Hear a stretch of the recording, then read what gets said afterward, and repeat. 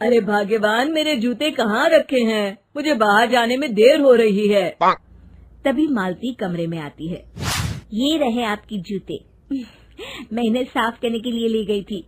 अरे वाह, तुम कितनी समझदार हो। मेरे बिना कुछ कहे ही सारे काम कर देती हो। तभी मालती झिझकते हुए रमेश से कहती है, सुनिए जी, आपसे एक बात कहूँ, बुरा तो नहीं मानेंगे ना? अरे नहीं नहीं, बेफिक्र होकर कहो। शादी से पहले मैं अपने मायके में नौकरी करती थी। मैं चाहती हूँ कि अब मैं फिर से नौकरी करना शुरू कर दूं। वैसे भी सारा दिन घर में बोर हो जाती हूँ। देखो मालती, तुम्हारे नौकरी करने से मुझे कोई ऐतराज नहीं है, लेकिन तुम्हें एक बात बता दूं, हमारे खानदान में आज तक कभी किसी औरत ने नौकरी नहीं की। फिर भी एक बार तुम माँ से पूछ कर देखो, अगर वो तुम्हें नौकरी करने की इजाजत दे देती है तो अच्छी बात है। रमेश वहाँ से चला जाता है। फिर उसी शाम मालती अपनी सास के पैर दबा रही होती है। तभी उसकी सास मालती से कहती है, अरे क्या बात है बहू, आज तो ठीक तरह से मेरे पैर नहीं दबा रही। किसी ख्याल में खोई पड़ी है क्या? मैं भी तो जानूं आखिर बात क्या है। अब दरअसल वो माँ जी। अरे हाँ हाँ बोलो, इतना सोच क्यों रही हो? माँ जी, अगर आप बुरा न माने तो मैं नौकरी करना चाहती हूँ। घर के काम करने के बाद मेरे पास काफी वक्त बच जाता है। मालती की ये बात सुनकर उसकी सास गुस्से में कहती है, अरे बहू, तेरी तबीयत तो ठीक है ना? आज ये कैसी बहकी बातें कर रही है? भला हमारे खानदान में आज तक कभी किसी औरत ने नौकरी की है जो तू नौकरी करने की बात कर रही है, हैं? अरे बहू, तू क्या रिश्तेदारी में हमारी नाक कटाना चाहती है? जितना जल्दी हो सके अपने दिमाग से नौकरी का भूत उतार दे, और अब जा, जल्दी से रसोई में जा, खाना बनाने का वक्त हो रहा है। मालती मन मार कर खाना पकाने के लिए रसोई घर में चली जाती है। अगले दिन, नमस्ते माँ जी, कैसी हैं आप? अरे आओ आओ दिवाकर बेटा, बैठो, मैं तुम्हारे लिए चाय मंगाती हूँ।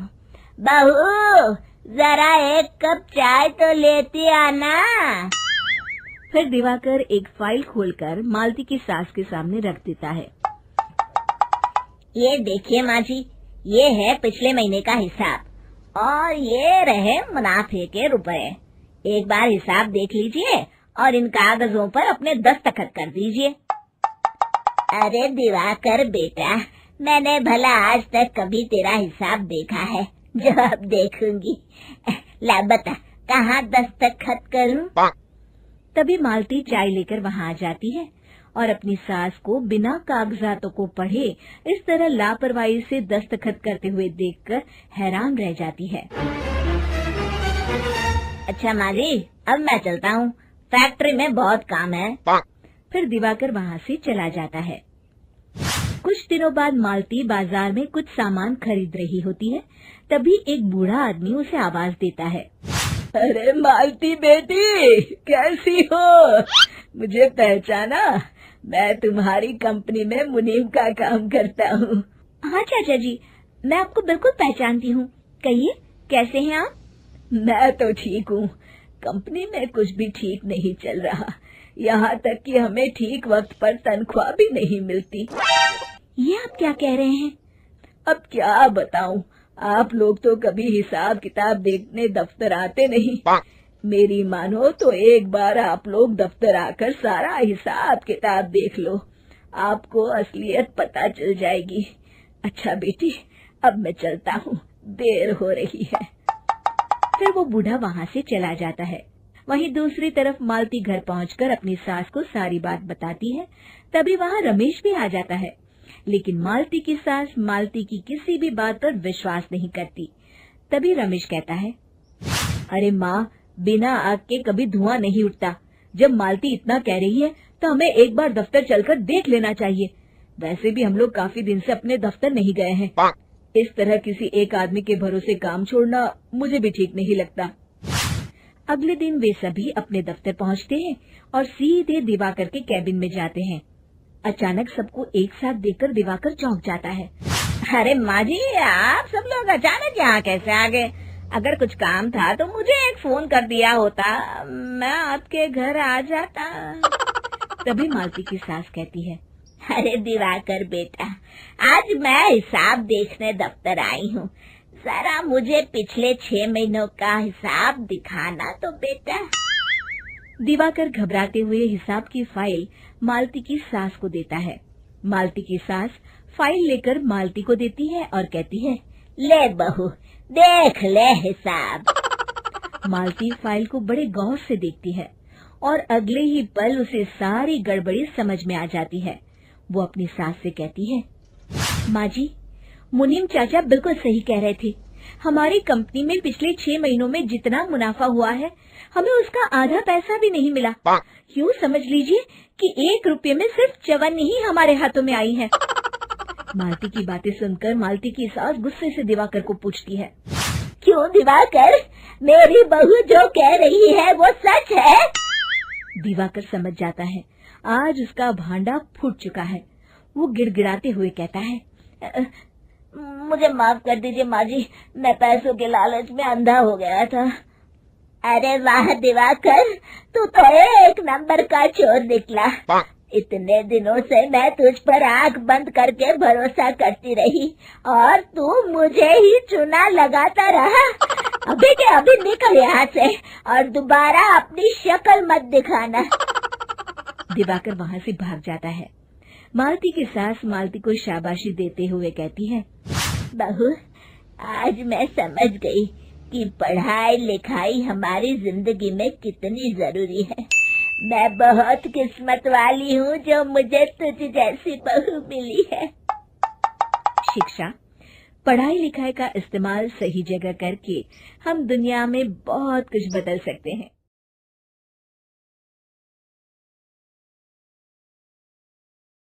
तीन दामाद की सास पार्ट 2।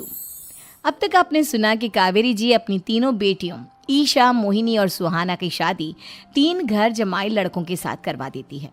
उन्हें लगता है कि ये लड़के शायद घर का कामकाज संभाल लेंगे, लेकिन उनके तीनों घर जमाई बहुत आलसी थे।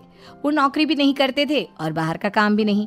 कावेरी जी ने अपनी बेटियों से कहा कि वो प्रेगनेंसी का बहाना बनाकर अपने पतियों को सबक सिखाए।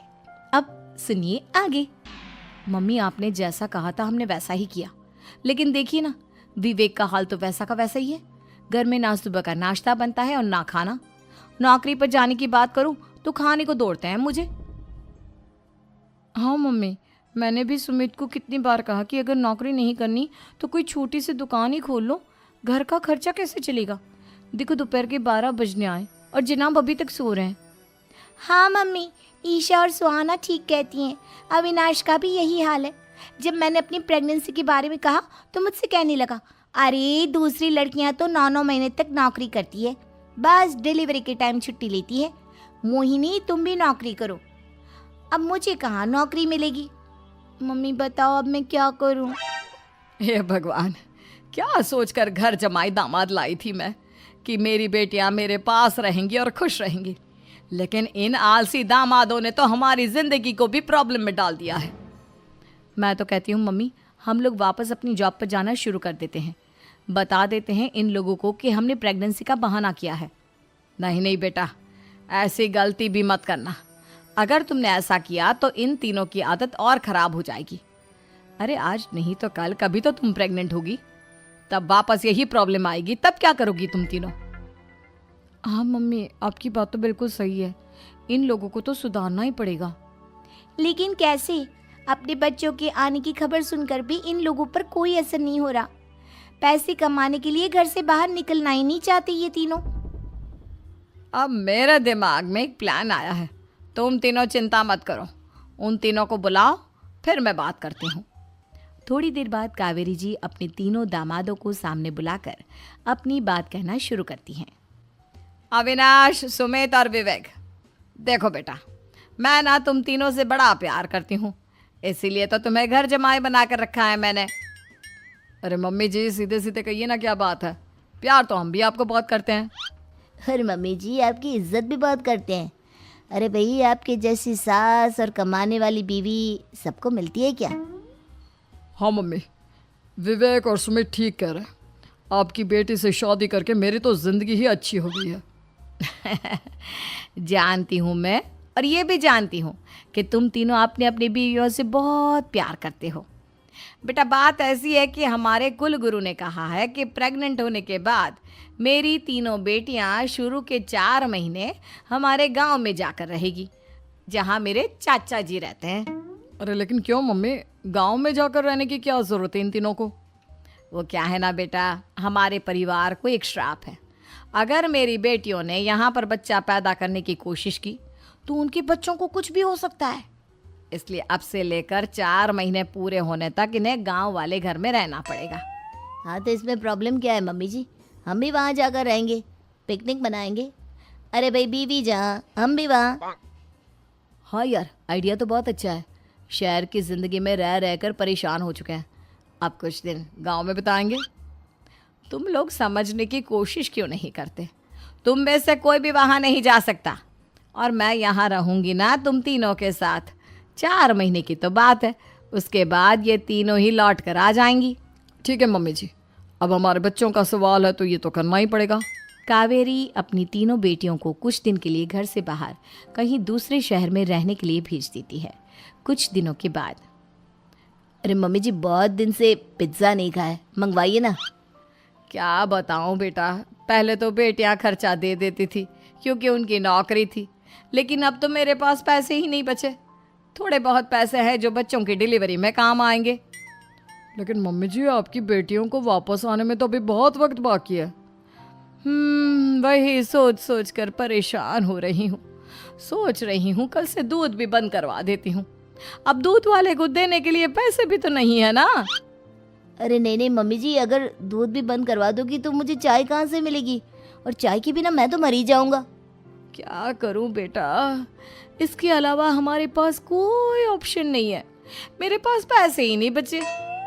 इस तरह कावेरी जी धीरे धीरे अपने तीनों दामादों को पैसे देना बंद कर देती हैं और घर में खाने पीने की चीज़ें लाना भी बंद कर देती है। अब वो तीनों बुरी तरह से परेशान होने लगे थे, और इसलिए एक दिन तीनों प्लान करके घर से बाहर निकलते हैं। और बाजार में जाने के बाद, यार अच्छा खाना खाए हुए कितने दिन हो गए, पता नहीं कब अच्छा खाना मिलेगा। हमारी बीवियों के जाने के बाद तो हमारी हालत भिखारियों जैसी हो गई है यार। कुछ भी हो, मुझे तो आज पिज्ज़ा खाना ही खाना है। जेब में 1 रुपया नहीं है और पिज्ज़ा खाएगा, कहाँ से आएंगे पैसे? अरे देख वहाँ सामने बोर्ड पर क्या लिखा हुआ है, कंप्यूटर पर काम करने के लिए एक आदमी की आवश्यकता है। भाई मैं तो जा रहा हूँ, काम करूँगा और शाम तक पैसे लाकर आराम से पिज्ज़ा खाऊंगा। जा जा, तुझे कोई काम नहीं देने वाला, हम तो घर जा रहे हैं। चल भाई सुमित। सुमित और अविनाश वहाँ से चले जाते हैं और विवेक उस कंप्यूटर शॉप पर सारा दिन काम करके 5,000 रुपये कमा कर घर लौट कर आता है और अपने खाने के लिए अच्छी अच्छी चीज़ें भी लेकर आता है। ये देखकर विवेक और सुमित के दिल में भी कुछ पैसे कमाने की इच्छा जागती है। अरे सुबह सुबह कहाँ चल दिए तुम? मम्मी जी एक बहुत अच्छी जगह मिली है, कंप्यूटर पर काम करने के 5,000 मिले थे कल मुझे। अगर रोज़ काम करूँगा तो पूरे 40,000 की तनख्वाह। अरे वाह, ये तो बहुत अच्छी बात है दामाद जी, आपको जाना ही चाहिए। सुमित और अविनाश विवेक को इस तरह तरक्की करते देखकर परेशान हो जाते हैं और वो दोनों भी काम की तलाश में निकल पड़ते हैं। धीरे धीरे उन दोनों को भी काम मिल जाता है। अब कावेरी के तीनों दामाद छोटी मोटी नौकरी करके अच्छा पैसा कमाने लगे थे। एक दिन कावेरी उन्हें अपने पास बुलाती हैं। अरे वाह, विवेक 40,000 कमा लेता है, अविनाश 60,000 और सुमित तुम भी 40,000 के आसपास कमा ही लेते हो। कुल मिलाकर तुम अच्छे खासे पैसे कमा रहे हो बेटा। हाँ मम्मी जी, बहुत मज़ा आता है जब महीने के एंड में मोटी रकम हाथ में आती है। पूछिए मत मम्मी जी, घर में रहकर रोटी बना बना कर और तो जैसा महसूस होने लगा था मुझे तो। हाँ बेटा, तुम तीनों की बात तो बिल्कुल ठीक है। और जानते हो, अब तुम तीनों की पत्नियां भी वापस लौट कर आने वाली है। लेकिन मम्मी जी अभी तो उन्हें गए सिर्फ 2 महीने हुए हैं, आपने तो कहा था वो 4 महीने के बाद लौट कर आएंगी। ऐसा कुछ नहीं है बेटा, मैं सिर्फ तुम तीनों को सबक सिखाना चाहती थी कि आदमी घर में बैठकर बीवी की कमाई खाता हुआ अच्छा नहीं लगता। इस दुनिया में हर इंसान को मेहनत करनी चाहिए, काम करना चाहिए, चाहे वो औरत हो या आदमी, ताकि अपने परिवार को संभाल सके। कावेरी की बात सुनकर उन तीनों को अपनी गलती का एहसास होता है और कावेरी उन्हें सच बता देती है कि ईशा, सुहाना और मोहिनी शहर में ही कहीं दूसरी जगह रह रहे थे। शाम के वक्त उन तीनों की पत्नियां लौट कर आ जाती है और कावेरी जी का परिवार एक खुशहाल परिवार की तरह रहने लगता है।